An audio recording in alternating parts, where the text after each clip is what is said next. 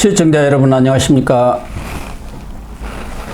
8월 17일 시사정담 시작하겠습니다. 시청자 여러분, 이재명 민주당 대표가 백현동 이른바 옹벽 아파트 특혜 의혹 사건과 관련해서 검찰 조사를 받기 위해서 오늘 오전 서울중앙지검에 출석했습니다. 자세한 내용을 이종근 전 데일리안 편집국장님과 알아보도록 하겠습니다. 이 국장님, 네. 오늘 이재명 대표가 검찰 출석이 네 번째죠? 네 번째입니다. 예. 네. 성남FC 한 번, 네. 대장동. 대장동 두 번. 예.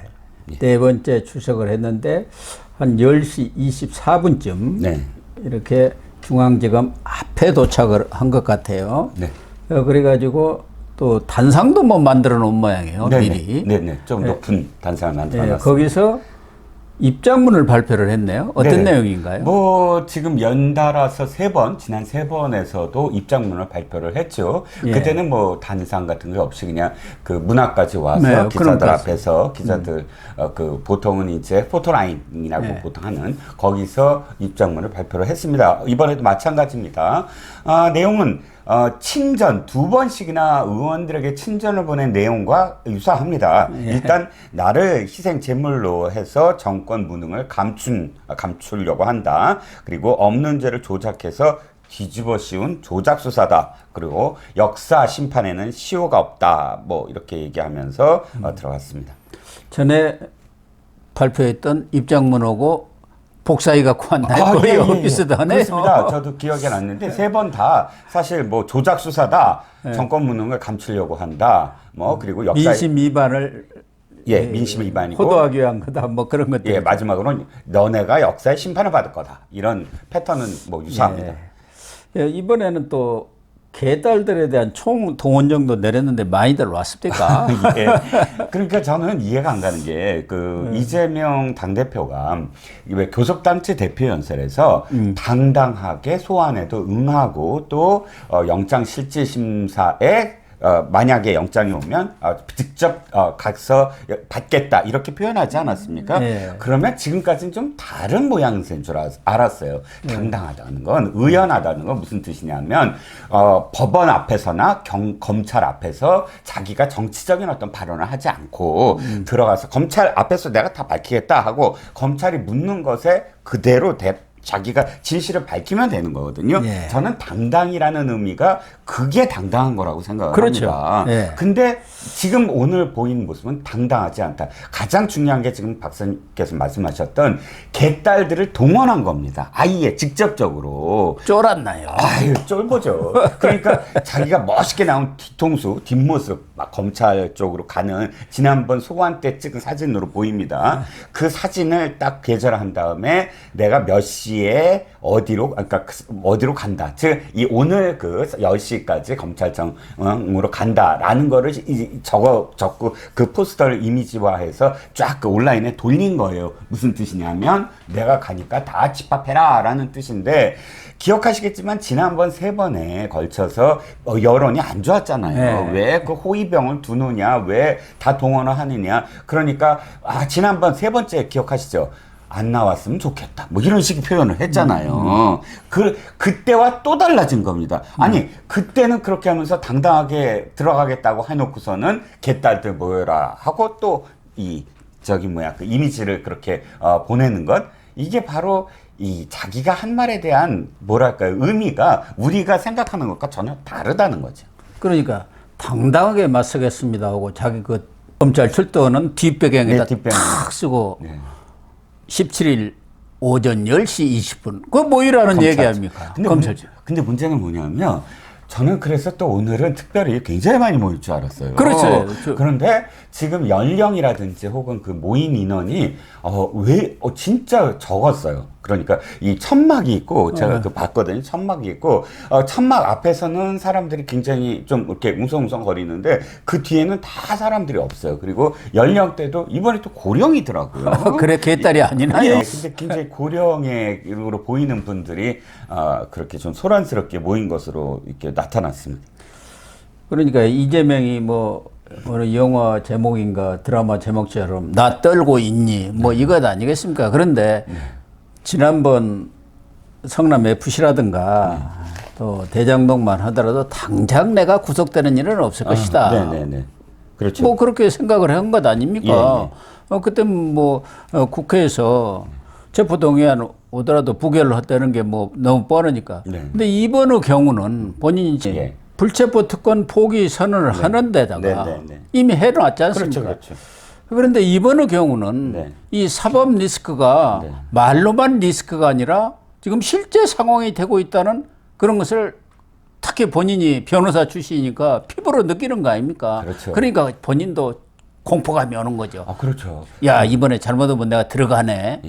이런 생각이 드니까 의원들은 좀 모양새가 그러니까 오지 말고 개딸들이라도 와갖고 나 좀 이게 응원 좀 해주라 뭐 그런 거 아니었겠어요? 그렇겠습니다. 저는 이번에는 지난 3번과 다른 점이 의원들에게 친전을 2번씩이나 보냈다는 거예요. 그러니까 편지를 의회 그 의원회관에 직접적으로 편지를 다 돌린 거예요. 그게 아니 지난번과 다르네. 뭐 당당하다더니 당당하지 않았고 이거는 사실 우리 저 교수님하고 저하고도 또 서정욱 변호사도 계속 얘기를 했겠지만 백현동은 다르다. 대장동과 다른 건 대장동은 출연 인물도 너무 많고 또 각각의 어떤 집단별로 이해관계가 다 다르잖아요. 근데 백현동은 이 백현동 드라마로 얘기하면 주인공이 아주 간단합니다. 그러니까 지금 그 시행사인 정바울 아시아 디벨롭먼트 대표가 있고 그 다음에 그 사람이 고용한 그다음에 이재명 측 사람인 김인섭이라는 로비스트가 있고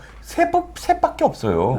등장 인물이 이 뭐 대장동 김만배 남웅 뭐 굉장히 많죠. 정영학 뭐 서로 각각의 어떤 증언이 처음부터 갈리고 막 이러면서 완전히 혼란스러웠고 또 마지막으로 가장 결정적으로 다른 건 대장동은 문재인 때 이정수 중앙지검장이 다 그거를 오염시켜놨어요. 그렇죠. 다른 방향으로. 즉, 이 유동규가 범인이야, 유동규가 주범이야 하고 몰아가는 식으로 해서 다 기소를 해놨거든요. 근데 이 백현동은 그 이후, 그러니까 문재인 때가 아니라 윤석열 대통령 때 제대로 수사를 할 수가 있었고. 손을 안 탄 거죠. 그렇죠. 친문검찰에 손을 안 타가지고 그대로 없었고요. 원석이 있는 거예요. 그렇죠. 그렇고 중요한 건 뭐냐면 이 쟁점이 아주 간단하다는 거죠. 쟁점이. 즉 지금 이재명이 계속 주장하는 박근혜 대통령의 지시였다. 즉 용도 변경 4단계 상향이 누구에 의해서 어떻게 이루어졌느냐와 관련된 것. 그 다음에 실질적으로 그때 성남시의 지시를 어떻게 내렸느냐. 성남시 공무원들의 어떤 증언이 필요하고 그 다음에 당시 이것도 역시 당시의 상황 그러니까 국토부의 회신을 어떻게 하고 하는 공문들에 대한 증거. 근데 이 둘이 너무나 명확하게 드러났다는 겁니다.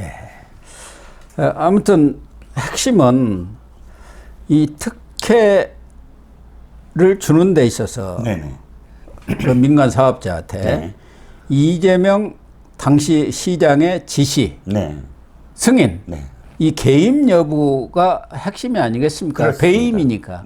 이번에는 정바울 대표가 증언했던 200억, 이 부분, 수뢰 부분이라든가 이것까지는 지금 수사를 안 한 상태란 말이에요. 미진한 거죠, 아직은. 그러니까 배임 혐의로 지금 수사를 하고 있기 때문에 뭐 4단계 상향을 했다든지 왜 도계공이 빠졌나든지 또 연구 그 개발 단지 비율을 왜 5대5에서 6대4로 줄였나든지 이런 부분들이 결국은 성남시와 성남 시민한테 손해를 끼쳤다. 이게 배임 아닙니까? 그렇습니다. 지금 이재명이 계속 난 이런 한 푼 안 받았다라고 주장하는 게 잘못된 게 뭐냐면 지금 배임 혐의로 가고 있으니까 말을 확실하게 해야죠. 한 푼 받은 거 갖고 수사를 한 현재는 부른 게 아니고 지금 성남시와 관련돼서 공무원들에게 이것을 어떻게 지시를 내렸고 왜 4단계로 상향을 했는지 구체적으로 지금 식품연구원이 정바울의 그런 어떤 요청을 받아서 계속 보낸 공문에 따르면 2단계 상향. 정바울은 딱 2단계만 상향해 주세요 하고 지금 저 식품연구원을 통해서 명의 도용을 해갖고 공문을 보낸 거거든요. 그럼 식품연구원은 2단계였고 국토부에서 지금 보낸 공문에는 몇 단계를 상향하라 마라라는 건 귀시에 적의에 판단하라. 이렇게 적의 판단하라. 적의 판단하라. 마땅하게 스스로 판단할 일이다라고 지금 회신을 보낸 거거든요. 그런데 4단계로 상향한 건 4단계로 상향시켜 줌으로써 3,162억 원이라는 그런 이 엄청난 이익을 개발업자한테 몰아준 결과. 그러니까 정확하게 그것만 이야기하면 돼요. 뭐 가름하겠습니다. 진술서 얘기하지 말고 4단계 상향은 누가 결정을 했다. 내가 결정을 했다든지 뭐 결정한 주체가 누구냐. 그리고 두 번째는 뭐냐면 4단계로 상향한 이유가 뭐냐. 이것만 얘기하면 되는 겁니다. 오늘은 반부패 일부 부장은 어미준 네. 부장검사인데 아마 최재순인가요? 부부장 검사가 네네 직접 신문을 하는데 신문항만도 250개를 이렇게 마련을 했다고 하네요. 네네. 문항만 250개. 전에는 문항을 100 내지 200개 했는데 그렇죠. 이번에는 아주 작심을 했는지 250개나 했다는데 네네. 결국은 이재명 대표가 이른바 진술서 이것을 요약본까지 공개를 해버렸지 않습니까? 그렇습니다. 이틀 전에 미리. 네네. 예. 그렇습니다. 그래서 이번에도 지난번처럼 뭐 대부분의 어떤 검찰 측의 질문에 묵비권을 행사하고 네. 진술서로 가름하겠습니다. 가름하겠다. 예. 이렇게 할 가능성이 높죠. 그렇죠. 이게 바로 굉장히 당당하지 않은 거죠. 자신이 직접 진짜 모든 거를 다 관할하는 책임을 질 수 있고 하는 시장의 직위에 섰다면 자신이 생각하는 답변을 하는 게 아니라 검찰이 말하는 것에 질문에 대해서 당당하게 답변하면 되는데 자신이 지금 다 써놓은 것만 그 범위 내에서만 너희들이 알아서 이 답을 가름을 해라라는 건 일반인들이 그렇게 했다면 어떻게 되죠, 교수님? 당연히 뭐 중형을 그냥 구형 받을 겁니다. 근데 자신이 사실 답변이 궁색하거나 아니면 진실이 아니거나 자신이 지금까지 얘기했던 게 이러니까 자기가 말한 것 이외에 지금까지 이야기했던 것 이외에 다른 답변을 할 수가 없다라고 지금 이야기하는 겁니다. 어차피 검찰에서도 이재명이 와서 뭐 순순히 이실직고할 일은 없는 것이고 네, 3번을 지켜봤잖아요. 이미 다 수사는 해놨기 때문에 네네. 일종의 요식 행위 아니겠습니까? 당사자를 직접 불러서 신문하는 절차를 거쳐야 구속영장을 청구할 것 아니겠습니까? 그렇기 때문에 요식 행위에 불과할 것으로 보이는데 과연 이제 뭐 오늘 저녁에는 나올 것 아니겠습니까? 그렇죠. 그러면은 이 서울중앙지검이 단독으로 구속영장을 칠 건지 그렇다면 시기는 언제가 될 건지 네. 지금 대체적으로는 현재 진행 중인 수원지검에서 네. 쌍방울 수사와 그 결과와 묶어서 영장을 칠 것으로 예상이 됩니다마는 또 일부 언론 보도는 오늘 이재명 소환조사가 끝난 뒤에 독자적으로 할 수 있는 가능성도 한번 검토를 하겠다는 게 서울중앙지검의 입장인 모양이에요. 수원지검에서 하는 것은 수원지검에서 하고 네네. 중앙지검대로 이렇게 사건 처리를 하겠다. 뭐 그런 보도도 나왔는데 어떻게 될까요?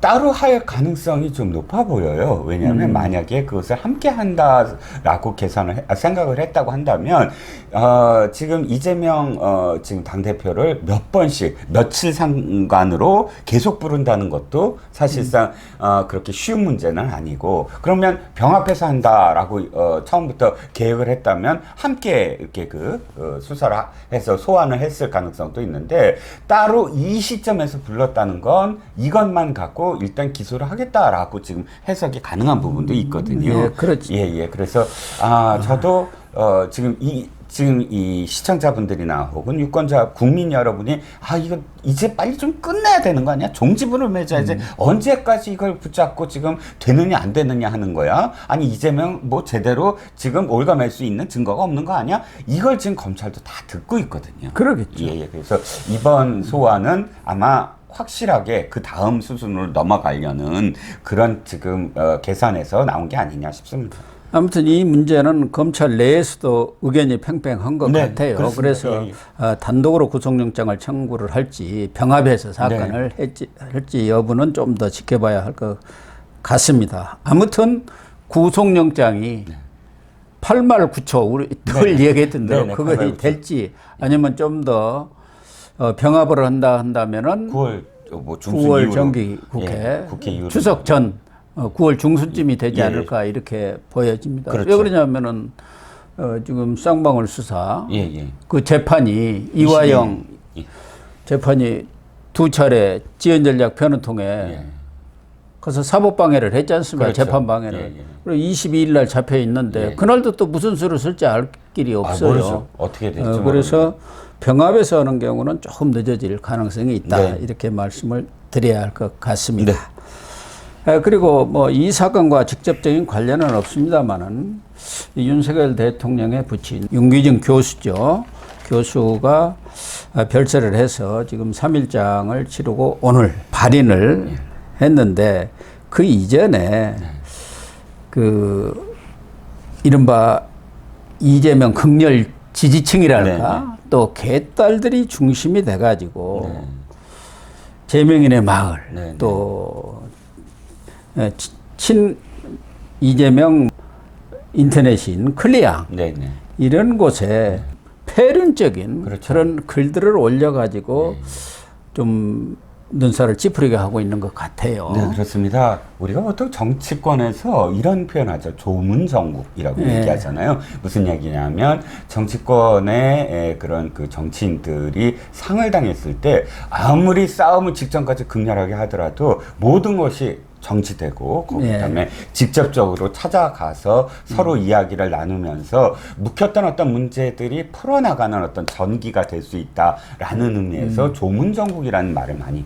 또 쓰이고 있습니다. 그런데 이 아무리 뭐 그 정치인이 아니더라도 정치인을 지지하고 있는 그런 사람들이라면 자신들의 표현이 갖고 있는 그런 그 함의가 자신들이 지지자에게 그러니까 자신들이 지지하는 정치인에게 미칠 그런 영향도 생각을 해야 되거든요. 그렇죠. 이를테면 BTS의 팬들은 아미라고 하는데 아미들은 전 세계에 퍼져 있어서 자신들이 선행을 하고 선한 어떤 그런 그 삶을 살아야만 자신들이 응원하는 BTS에게 좋은 어떤 그런 그 이 결과로 낳는다라고 하면서 스스로 그렇게 운동을 캠페인 같은 걸 펼칩니다. 그런데 개딸이라고 하는 이재명 지지자들이 지금 그 클리앙이라든지 이런 커뮤니티에서 쏟아낸 말들은 차마 진짜 여기서 말씀을 드리기 민망한 그런 표현들인데요. 제일 먼저 위군우라는 경향신문의 칼럼을 게재를 하고 MBC의 TV 비평 옴부스맨이라는 프로그램에서 활약하고 있는 칼럼니스트 위근우라는 자가 한 말이 정말 지금 비판을 받고 있습니다. 내용은 이겁니다. 살을 날린 게 잘못 같나? 라고 표현이 됩니다. 즉 윤석열 대통령을 저주를 했는데 그 윤석열 대통령한테 가지 않고 아버지한테 갔다. 이 살이라는 게 죽을 살자거든요. 그래갖고 저주 표명이에요. 저주 표현이라고. 그러니까 어떤 저주인지는 뭐 아시겠고요. 아마 지난번에 왜 그 성공의 목사와 성공의 신부와 카톨릭 신부가 뭐 비행기 떨어졌으면 좋겠다라고 축원을 하는 것과 하나도 다르지 않습니다. 이것 때문에 비판을 그렇게 받는데도 불구하고 이 글을 삭제하지 않고 도리어 트위터에 이렇게 날렸더군요. 아니 뭐 내 트위터 글을 옮기려면 다른 걸 옮기지 왜 뭐 이런 걸 옮겨 뭐 이런 식의 뒤에 뭐 글을 올렸고요. 그 이외에 재명인의 마을 이거 재명인의 마을 어떻게 사람이 인간이기를 포기를 했나? 이런 글들을 많이 올렸네요. 축배를 들어올리고 원샷. BTS 노래를 갖다가 여기다 썼습니다. 아미들이 어떻게 생각할지 모르겠고요. 나라 말아먹을 아들을 생산한 자. 참 제가 이게 기쁜 광복절 축배를 들자. 친일파가 광복절에 죽었다. 참. 아니 윤기준 교수는요 1931년생입니다. 1931년에 태어나서 45년 광복할 때까지 9년밖에 안 살았어요. 그러면 그 꼬마가 친일파라고 지금 주장을 하는 게 정말 친일 부역자라고 표현합니다. 친일 부역자로 표현하는 게 그 9살짜리 꼬마가 무슨 이 친일 부역을 했겠으며 국비장학생, 문부성 국비장학생 1호라고 하는 게 한일 국교 수교 이후에 첫 번째 장학생이 된 거예요. 이게 공부 잘해서 됐지 이것과 친위가 무슨 상관이 있습니까? 마지막으로 히토 스바시대에 박사과정 수료한 걸 놓고 이 히토 스바시 대학교 갔으니까 친일파다. 히토 스바시 대학은 친일과 전혀 관련이 없고요. 김서월 시인 있지 않습니까? 예. 김서월 시인도 여기 중퇴를 했습니다. 그럴 정도로 국립대학으로 이 경제학이 굉장히 유명한 그런 대학으로 알려졌죠. 문재인 딸이 진짜 예, 그렇죠. 문재인 딸. 지금까지도 대답을 안 하고 있잖아요. 그런데 문재인 딸이 다닌 대학이야말로, 그때 당시에 그 일제시대 때 당시에 황국 신민을 길러내는 자랑스러운 그 신민을 길러내는 학교다라는 기치로 만든 학교입니다. 그런데 문재인 딸은 아무 얘기도 없이 이 히토시바 시대에 박사과정 수료한 거를 놓고 김서월과 동문인데도 불구하고 무슨 뭐 친일 운운한 건 이거 정말 뭐 더 이렇게 제가 논평을 할 참 사실 그 이유를 못 가치도 느낍니다. 없기는 한데 네. 이 크리앙이라든가 이런 것에 올려진 글도 보면 참 오래도 살았다. 친일 부역자들 참 오래 산다. 왜 혼자 가셨냐? 아들도 동행하지. 또 순장을 해야 한다. 뭐 참 아들 감옥 가는 거 봐야 하는데 아쉽다. 이런 글들을 어떻게 이렇게 올릴 수가 있습니까? 그러게요. 무슨 특별한 원한이 있는 것도 아니잖아요. 본인도 아니고 당사자 정치인끼리 뭐 관계도 아니고 그렇죠. 그냥 아버지 아닙니까? 예. 순수한 아버지가 돌아가셨는데 거기다 대고 이런 저주말을 퍼붓는다는 게 그러니까 딱 있을 수 없는 일이죠. 그렇죠. 그러니까 저는 이것이 이 사람들이 지지하고 있는 정치인과 이 사람들이 똑같다고 생각을 해요. 그렇겠죠. 똑같은 예. 어떤 동일시하는 거니까 그렇게 되는 거죠. 동일한 집단이죠. 그러니까 바로 이 저주가 이재명이 만약에 이 윤석열 대통령과의 비판적인 어떤 야당 대표일지라도 그런 어떤 저주라든지 지금까지의 인생 자체가 이렇게 올바른 어떤 삶을 살고 올바른 언어를 사용을 하고 그런 사람들이 상식선에서 느낄 수 있는 그런 행동을 했다고 한다면 지지자들도 역시 그걸 닮을 겁니다. 하지만 이 내용들을 보면서 딱 생각이 든 게 그 정치인의 그 팬덤이구나. 바로 형수 그 욕설과 같은 그런 말을 할 수 있는 그런 정치인이길래 그 지지자들 역시 이런 식의 정말 인간의 도리로서 할 수 없는 그런 언급을 서슴지 않고 하는 그런 무리들이 아니냐라는 생각이 들었습니다. 그렇습니다. 아무튼 참 안타깝기 짝이 없습니다.